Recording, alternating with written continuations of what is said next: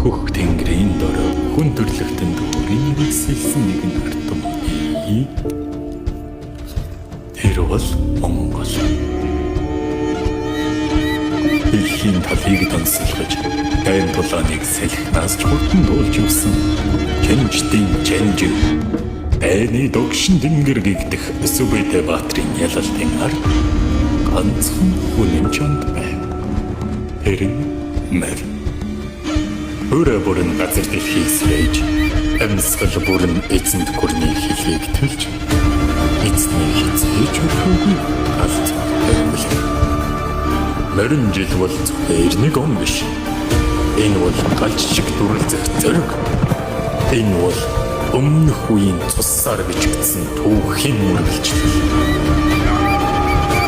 Өрөөнд өөргөө дахин талнуудаар хадаж, Монгол хүний хэмээр дахин босох цаг ирлээ. Тэр бүр албадурч, зүрх бүрт амаг асаж, Тэнгэрийн дор Монгол нэр зөрөөх болтугай.